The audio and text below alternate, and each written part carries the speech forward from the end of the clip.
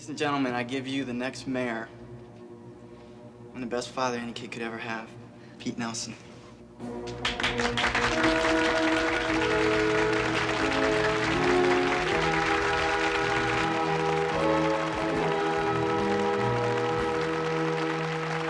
Mark, I can't tell you who it was because I don't know, and even if I did know, we couldn't prove it. Now, it was Osborne. You know it was Osborne, and I know it. Now, I am going to do something to prove that.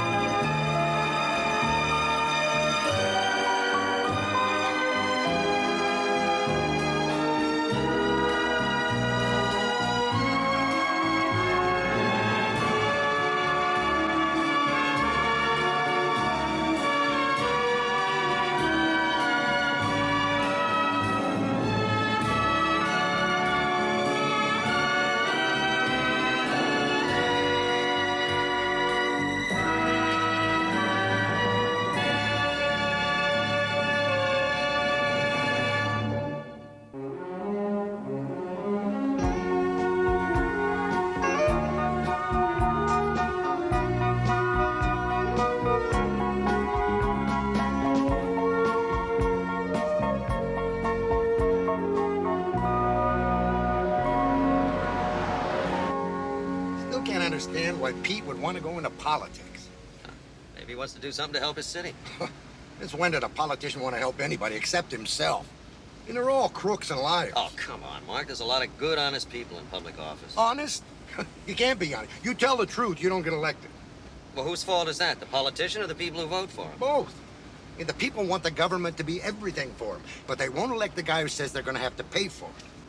I mean, we're getting to be like a bunch of spoiled kids with bad parents. Well, do you mind telling me why we're going over to your friend's campaign headquarters to help him? Because Pete Nelson is not a politician. And he's a cop who worked his way through law school, thinks he can make a difference. When you look in the dictionary under the word integrity, find Pete's picture there. That he's running for mayor because he wants to do something for his city. Isn't that what I just said? Yeah, one of us said it. The other one said he doesn't trust any politicians. What are you listening to him for?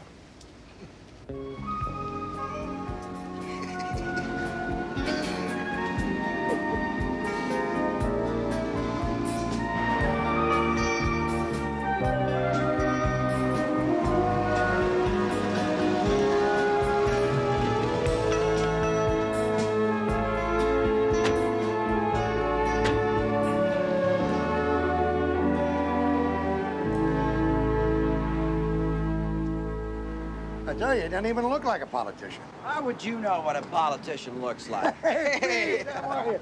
Oh, always we're good at sneaking up on people. Hey, listen, I want you to meet my friend Jonathan Smith. Listen, we kind of work together these days, if that's all right with you. Welcome aboard. Thank you. Use all the help I can get. Come on in, I'll show you around. Where are you taking us, to a smoke-filled room? As a matter of fact, I am, except nobody smokes anymore.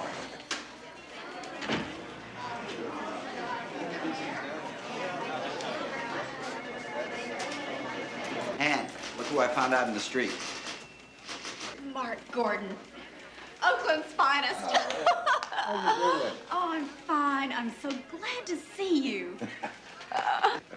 I'd like you to meet my campaign manager, Phil Schott. Phil is Mark Gordon, and Jonathan Smith, our new advancement. We've already got advancement, professional advancement. That's the problem. You professionals treat me like I'm running for president. I can't even go to the bathroom without a press release.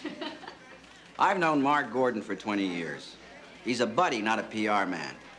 Besides, if anyone can keep his perspective under fire, it's Mark Gordon. Right. Perspective doesn't win elections, Pete. Money wins elections. Media exposure wins elections. Advertising wins elections. You'll have to forgive Phil. He doesn't have much faith in the voter.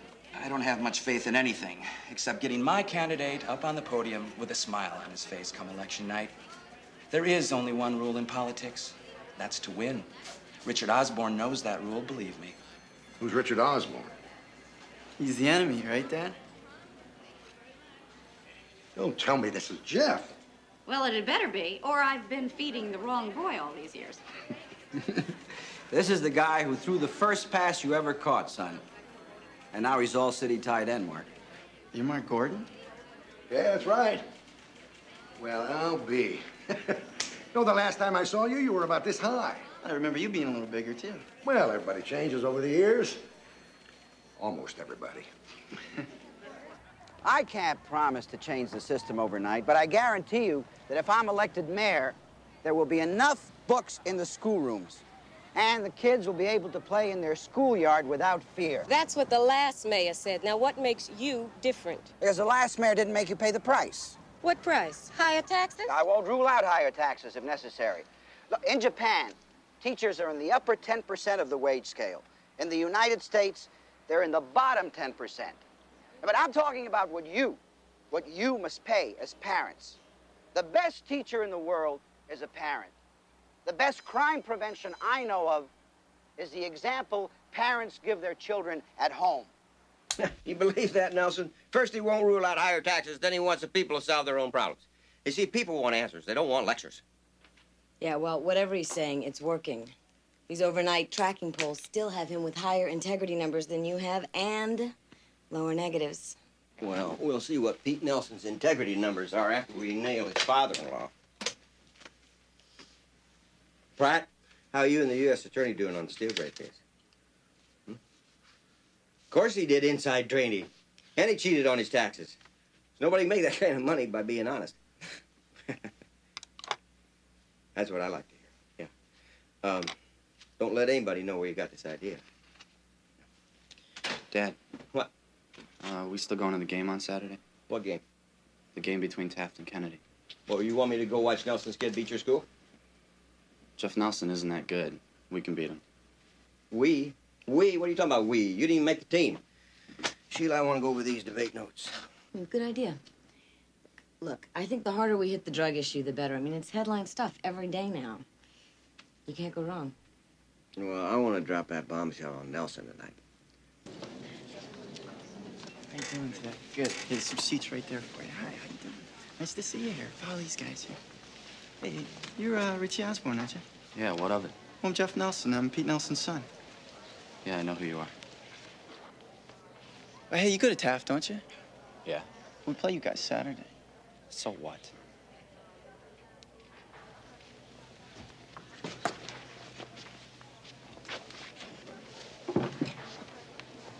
It was Jeff Nelson, wasn't it? You know it was, Mom. His picture's only in the paper every other day.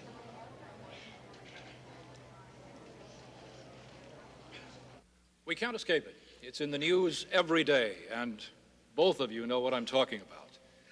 What are you going to do about the drug problem in our city, Mr. Osborne? Warren, as district attorney of this city for the last 4 years, I prosecuted more drug offenders than anyone in the whole state. Now, unlike my opponent, I wholeheartedly endorse the new procedures given to us by the court and the police to deal with the scum who would poison our children. Zero tolerance, searching trash, hot pursuit, looking through school lockers. I mean, finally, we're getting the tools to bring those who deal with drugs to their knees. Mr. Nelson? There is no more pressing problem in our society today than drug abuse. When our children aren't safe from drugs, even in our elementary schools, then it's time for drastic action. But it's my opinion that action should center on education and interdiction, not the hysterical tramplings of our constitutional rights as favored by Mr. Osborne. Drug dealers have no rights. See, that's the kind of demagogic rhetoric that confuses the issue. All American citizens have rights until proven guilty of a crime. That's what this country has fought 200 years for. But what kind of message are we sending our young people when our own government makes deals with drug dealers and foreign governments while taking away the constitutional rights of its own citizens? That's exactly the kind of remark I'd expect to hear from a former drug user. How'd they get that? Those are pretty serious charges, Mr. Osborne. I don't make charges I can't back up. I believe, Mr. Osborne is alluding to a period 20 years ago when I was in college. If it weren't for people like you in the 60s, we wouldn't have any drug addicts in the 80s. I admit, I smoked marijuana when I was in Berkeley. We all do things when we're young that we aren't proud of. If we didn't make mistakes, we'd never learn. I've tried to teach my own son about the horror of drugs, including this nation's most vicious killer, alcohol. When you give your body and your mind over to a chemical, nothing good can happen. And I promise you that drug dealers and drug users will be prosecuted just as vigorously under a Nelson administration as they would be under my opponents. I'd also like to add that if the DA's office wasn't so busy rummaging through people's 20-year-old trash, they'd know that I worked for 6 years in the Oakland Police Department in the Narcotics Division. My office is interested in truth and justice, not excuses. When it comes to getting tough on crime, you don't sound very much like a cop. Now, maybe that's why you became a lawyer, because you were more interested in defending the criminals instead of arresting them. Yes, sir.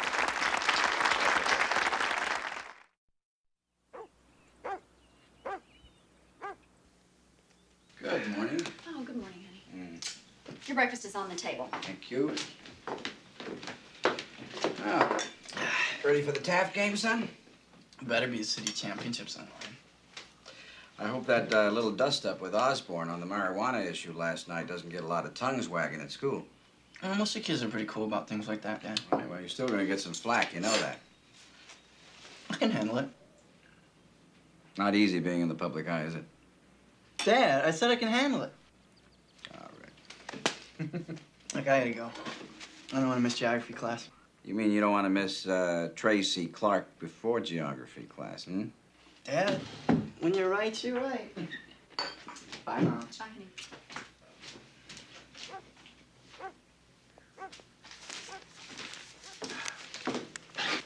I didn't want Jeff to see this. U.S. Attorney indicts financier Bill Steelgrave. Was accused of insider trading and tax fraud. Steelgrave, father-in-law of mayoral candidate Pete Nelson, will be indicted in federal court next week. Oh, God, now they're attacking your father. Welcome to the wonderful world of politics. Thanks. Cut it!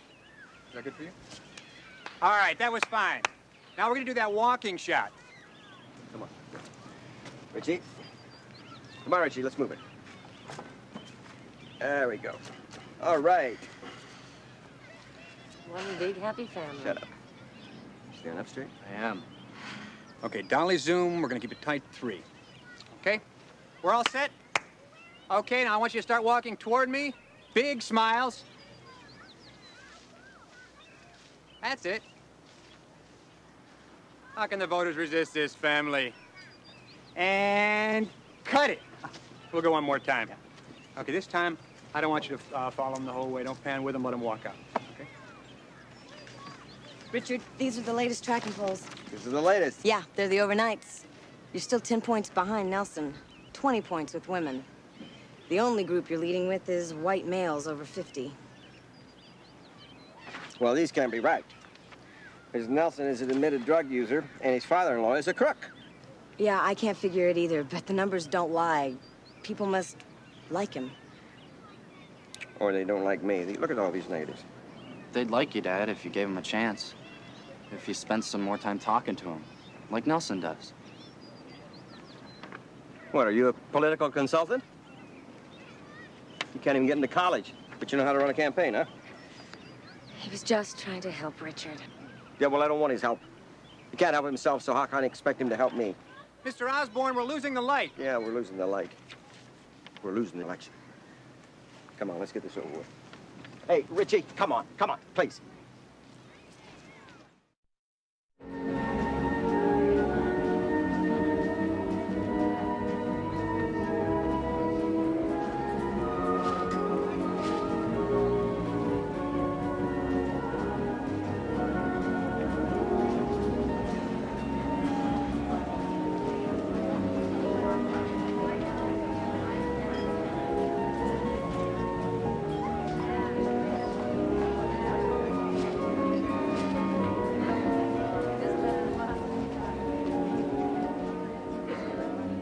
wearing tuxedos. Like a penguin in a straitjacket. You mean you feel awkward? What's funny? Awkward. Auk, A-U-K. An auk. An auk. It's a type of a penguin. It's a joke. Oh, that's funny.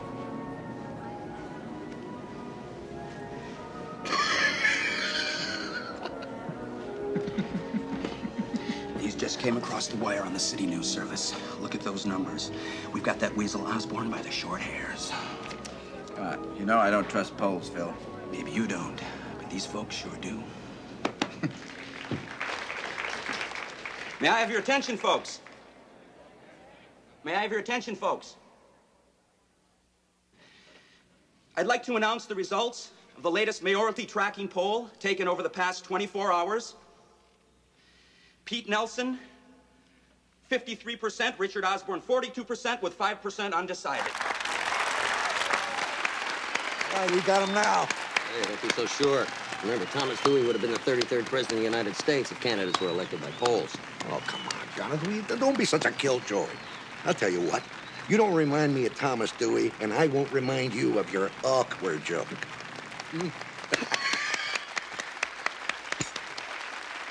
Now, as I told you at the start of the evening, we're going to keep the speeches brief.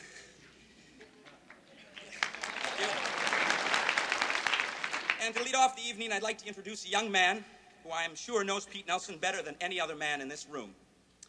He's a well-known gentleman in his own right.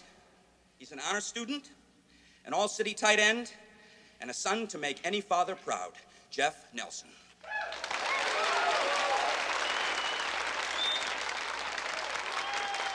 Thank you. Thank you very much. You know, when my father asked me to introduce him here this evening, I was very proud because, well, it gives me a chance to be his son. You know, when I was younger, my father worked as a policeman. And at night, he'd go to school to study law. Now, that's not an easy task. You know, but somehow he always found time for his family, for Mom, and for me. Oh, he coached me in T-ball and then Pop Warner. He loved sports, but he always made sure I kept him in perspective. He made sure my education came first. He taught me to love reading, and he showed me how hard work can give a person a sense of pride. He taught me how to be a man. Well, he was rough on me when he had to. Trust me. He doesn't abide telling lies. Mistakes he can understand, but lies he won't put up with. But I'll tell you one thing. He was always gentle with me when I was hurt. I know this kind of thing embarrasses you, Dad, but it's your fault for asking me to introduce you. Ladies and gentlemen, I give you the next mayor and the best father any kid could ever have, Pete Nelson.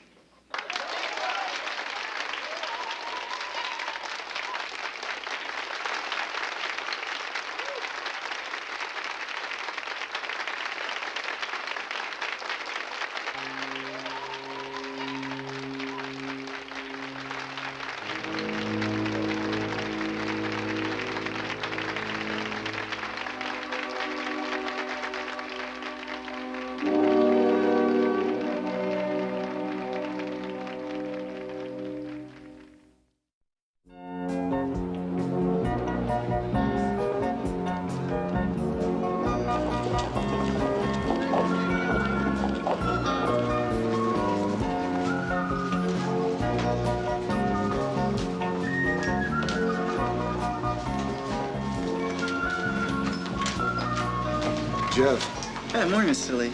I received a disturbing phone call this morning. A boy who said he was a student here at Kennedy, but who wouldn't give me his name, told me you were selling marijuana here at school. What? I'm afraid I'm going to have to search your locker, Jeff. You can search my locker because of some anonymous phone call? That's right, son. I'm sorry.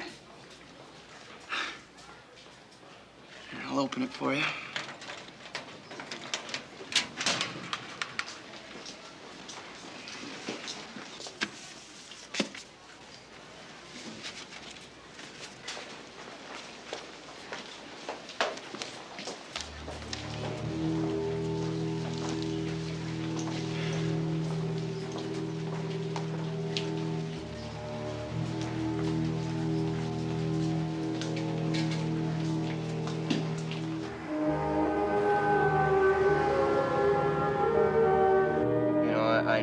parent, pride a father has in his children.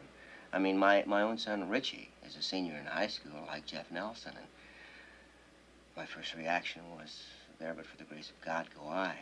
Come on, John. Turn the television off. I don't want to watch this hypocrite. I also know as a parent, you have to talk to them. You have to try to understand them. Ask for one favor, one lousy favor. Turn off the television. Mark, you were closer to the set than I was. This lousy motel doesn't have remote control. You do. I'm sorry, John. This whole thing with Pete and Jeff and the campaign. I mean, Pete would make a great mayor. And I know Jeff wasn't selling drugs in his school. And that kid doesn't touch anything stronger than wheat germ. Well, you're right about that. It wasn't his. I mean, all you got to do is look at it. It wasn't. No. You know that for a fact? Of course you know that for a fact. Well, who was it? Who planted the stuff? It was Osborne, wasn't it? I can't tell you who it was, Mark. What do you mean you can't tell me? You don't tell me, then Pete loses the election. Not to mention what's going to happen to Jeff. Mark, I can't tell you who it was because I don't know, and even if I did know, we couldn't prove it. The kid's innocent. He's being crucified. We've got to do something.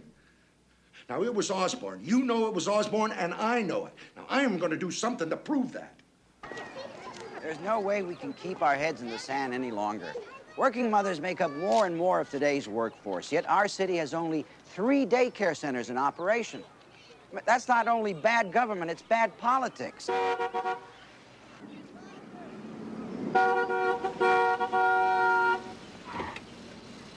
Pete! Pete! Excuse me.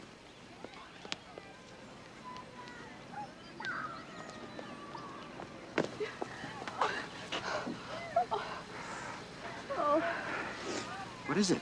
Daddy's in the hospital. It's his heart again. Jeff went straight over there. Can you come now? I'm sorry, something's come up, family matter. I have to go to the hospital.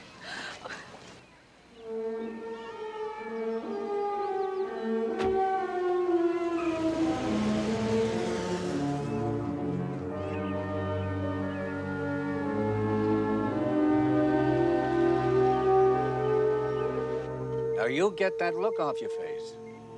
It'll take more than a little palpitation of the ticket for me to cash in my chips. Got us worried, Bill. Well, stop worrying. I'm not going to kick off until my name is cleared. I'm not paying those lawyers all that money just to miss my day in court. You wouldn't be in court if it wasn't for me. Dad, Pete's thinking about giving up the race. You what? Is that true? We've talked about it. Last couple of days have been rough on everyone. Rough, maybe. Nobody ever said politics was easy. I remember once reading about an English MP. His name was Burke. Edmund Burke. Grandpa. Edmund Burke was Irish, and he lived in the 17th century. Irish, of course. I'm glad to see that our schools are teaching something other than computer ping pong. Anyway, this Burke was a member of one of the most corrupt British parliaments. So bad that many of the best men would have nothing to do with politics. And one day, his countrymen were complaining to him about the sorry state of the parliament and how the king was driving their country to ruin. Well, old Burke fixed these fellows with a hard stare and said, "For evil to triumph, good men must do nothing." Seems to me those words mean as much today as they did then. What do you think? Maybe even more.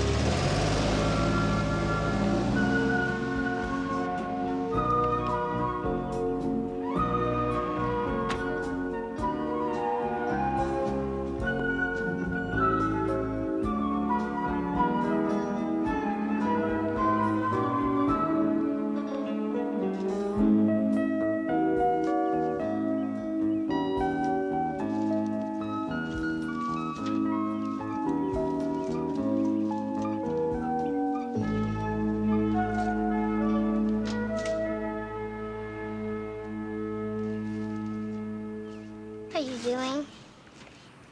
Nothing. What are you doing? I'm not doing anything. Why don't you go ride your bike? I know what you're doing. You're looking for food. Yeah, right. You're a bum, aren't you? No, I am not a bum. Now, why don't you go ride your trike, huh? You're not a bum. Then why are you looking for food? Look, I am not looking for food, and I am not a bum.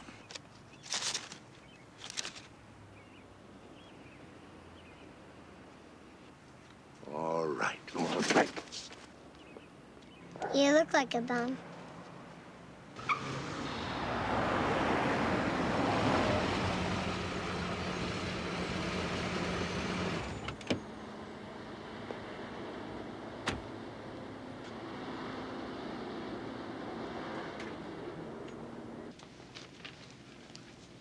Excuse me. I'm looking for some rolling papers. A friend of mine said I could buy them here. Sure, you can buy them here. How many do you want? Oh, one will be fine. I also need some tobacco. Oh, we only sell pipe tobacco. You sell cigarette rolling papers, but you don't sell cigarette tobacco? Right. Hey, there's no law against it. All the stores do it. Everybody knows what the papers are for. It'd be 66 cents. You sell a lot of these? Look, what's your game, mister? You some kind of cop? Actually, I'm a private investigator. You're a PI? Yeah. I need some information on this market sales slip.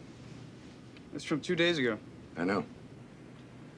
We got a magazine, bag of potato chips, packet of cigarette papers. Hey, cigarette papers. This guy smokes doobie, too. Yeah, it says charge there on the slip, but it doesn't say who charged it. Well, I wasn't here 2 days ago, but it'd be easy to find out. All our charge customers have these numbers, so all I'd have to do would be to, look it up. And tell you, this customer's name is Osborne, 4419 Loma Linda Drive. Thanks. Hey, mister, got to pay for the papers? I don't smoke.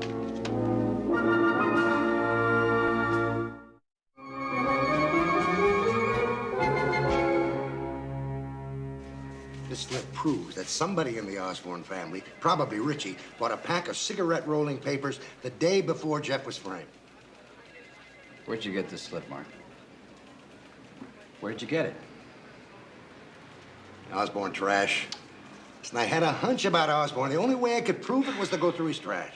With Osborne's account number on that slip, all we have to do is point the reporters in the right direction. They'll find enough witnesses. Are you sure, Mark, this is Osborne's? The clerk wouldn't lie. Not for $40. You mean you bribed someone for this information? Give him a break, Pete. He saved your kid's reputation, not to mention the election. What more do you want? I can't wait to see the look on Osborne's face when he finds out we searched his trash. Hoisted on his own petard. I just can't believe Osborne would do something like this. We have to give him a chance to explain. Explain? His kid didn't think this scheme up on his own. I don't have to tell you, Pete. If Osborne had this on you, he'd go straight to the press. And I don't have to tell you I'm not Richard Osborne.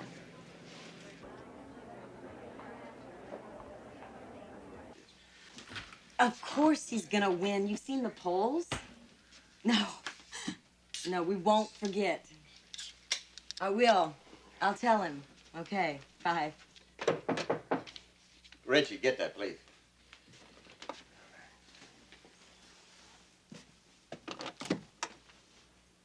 Richie, I'd like to have a word with your father, if I could. You work for Nelson, don't you? What do you want? Yeah, my name's Jonathan Smith. Mr. Nelson asked me to come over and try to arrange a meeting with him tonight, a private meeting, before the debate. He wants to see me now? What about? He's dropping out, right?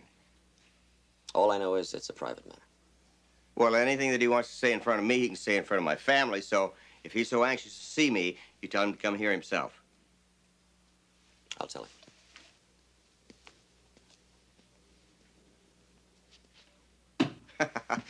It's over. I guarantee it. He knows it. He knows it. He just wants to avoid that debate because he knows it's a done deal. Sheila, chill up the champagne.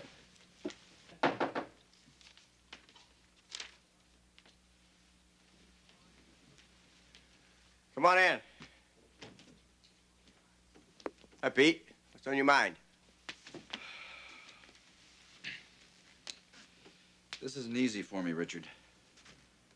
Well, I'm sure it's not. My campaign has found evidence that leads us to conclude that your son, Richie, planted the marijuana and papers in Jeff's locker.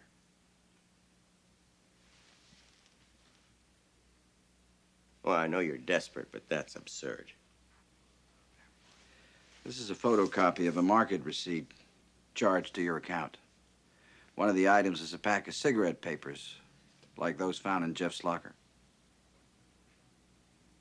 What do you mean, a photocopy?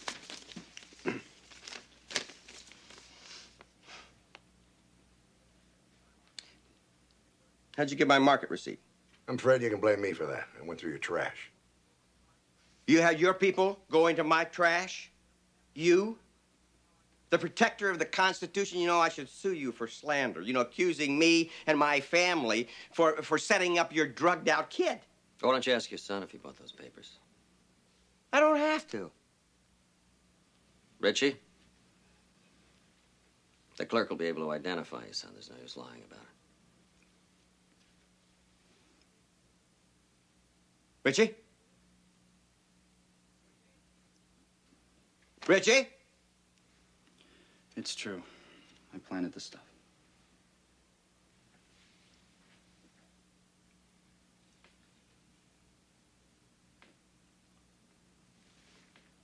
I'll be happy to let you speak first, Richard, if you want to clear the air. But I have to warn you, if you don't say anything about this matter, I'll be forced to talk about it. Not to hurt Richie, but to redeem my own son's name.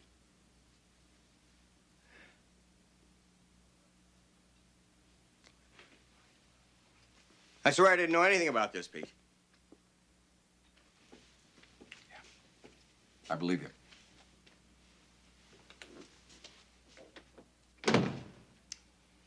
Well, what we need now is some serious damage control. No, Sheila, what we need now is for our family to talk. Alone. We have a debate starting Get in a few... out!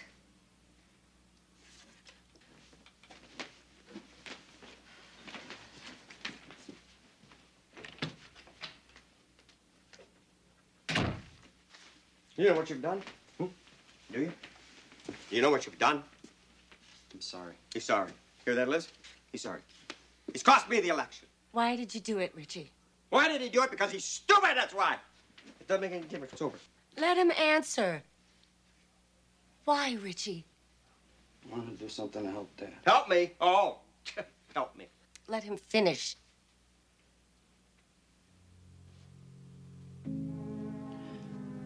You're always making such a big deal over Nelson's kid. I knew you wished you had a son like that. And he hated him. Because I knew. So I did it. So you'd win and wouldn't want to have a son like him.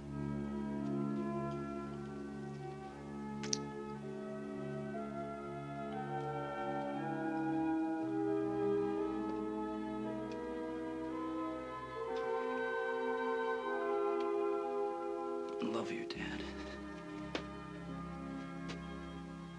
I'm sorry. Please forgive me. No, get away from me.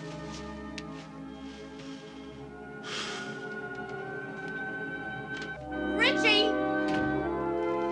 Richie! Even now, with your own son begging for your love and mercy, you can't stop being the candidate. With your son, the election's the important thing. What he did was wrong. It was stupid. Are you trying to justify it? What Richie did, he did out of pain, out of hurt. He was desperate, and he tried to help his father the only way he knew how. Political hardball is what you'd call it. Negative campaigning taken to its logical conclusion by a 17-year-old boy. You seeded an investigation of Nelson's father-in-law. Richie plants seeds on Nelson's son. There is a difference, Liz. Oh, maybe in degree, not in kind. This conversation is getting us nowhere. I've got 5 minutes to try to salvage a political career. Your career. Always your career. For 20 years, I have listened to you moralizing and speechifying about justice and truth. You know, the funny part is, a part of me really believes that.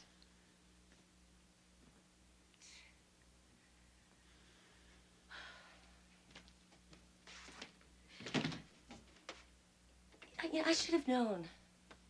Why, all those years, you never had any time for your son. He wasn't old enough to vote.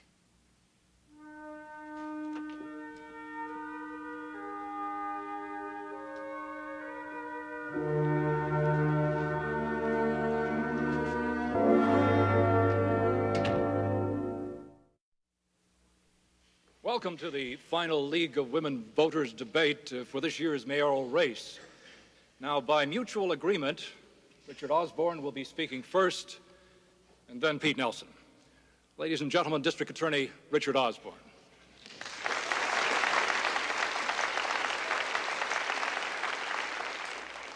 Warren. Ladies and gentlemen, before I make my introductory remarks, I would like to relay some information that I received shortly before I came on stage tonight. I'm sure you're all aware of the fact that my opponent's son was suspended from school last week. Marijuana was found in his locker. I have just been told by my son, Richie, that Jeff Nelson was the victim of a cruel prank. A prank that I sadly report was perpetrated by my son.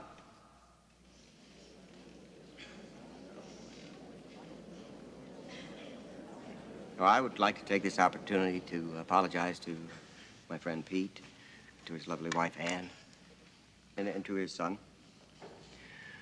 I knew nothing of Richie's action. And as difficult as it is for me, I would just like to say I take heart in the fact that when we make a mistake, we can learn from it. I know that Richie has already learned a great deal from his error in judgment. An error of a son trying to help his father win an election. But I know that I've learned a great deal. I've learned that a father can only do his best, that both of us, both parent and child, must assume responsibility for our deeds. Now, I will stand by Richie, as I've always done, but I will not shield him from his guilt. A guilt that is his alone. You're the DA. Why don't you prosecute him? Think how good that would look in the press. DA shows no favoritism, convicts own son. Should be worth 10 points in the election polls.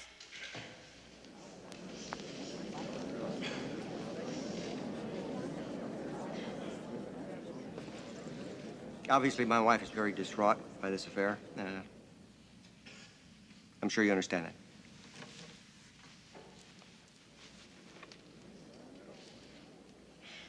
Ladies and gentlemen, Pete Nelson.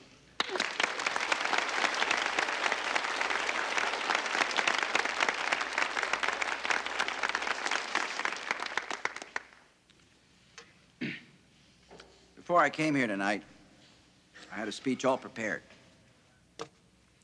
It was about the future of our city and my role in that future.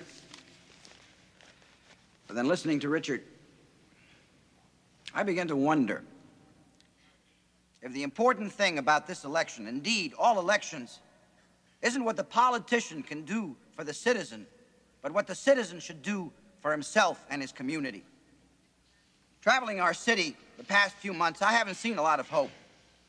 I've seen fear, I've seen cynicism, and I've seen apathy.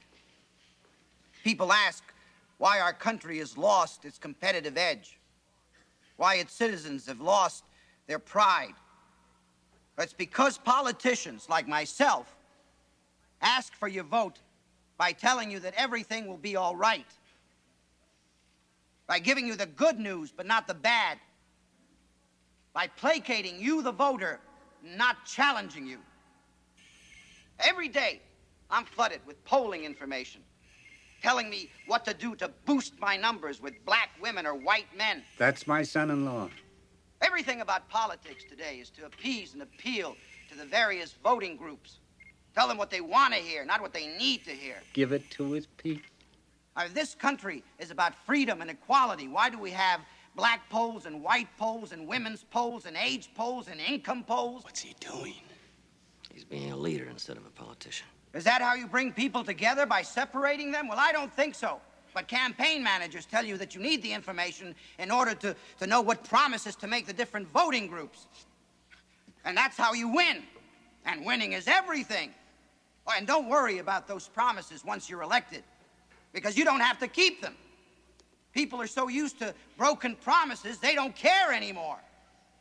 Politics has become a game packaged by Madison Avenue. You want to appeal to men, they film you throwing a football. You want to appeal to women, you kiss the babies. And whatever you do, don't sweat, because sweating is the kiss of death on television. Well, I'm here to warn you that if I am elected mayor of this city, I'm going to sweat, because it's a tough job. And you're going to have to sweat too, because having a city that you can be proud of is a tough job. And in order to get that job done, we're going to have to work together as a team and stop thinking about ourselves. I dream of a city with pride, where people care about each other, not just with words, but with actions. We have to help the poor. We have to educate our children. We have to clean up our environment. And we have to make our streets safe again for all our people. But I can't promise you all those things, although my campaign manager would like me to, because it's not up to me, it's up to us. This is our city, this is our country, and what happens to it is up to all of us.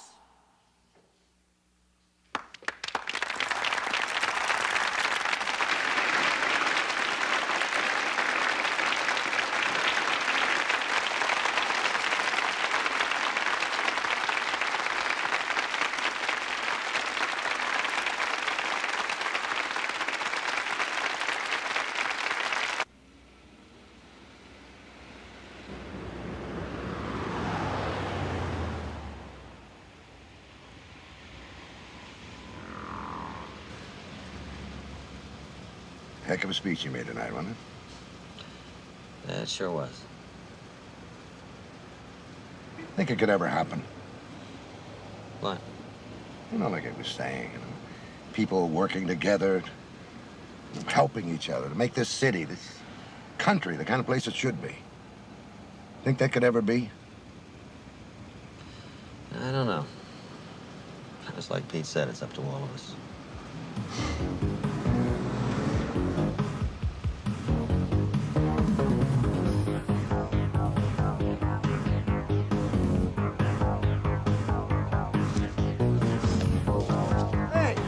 What are you doing, throwing your trash in the street?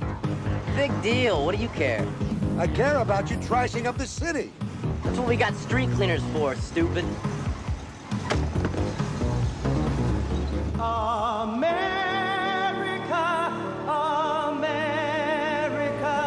God shed His grace on thee and crowned thy good with brotherhood.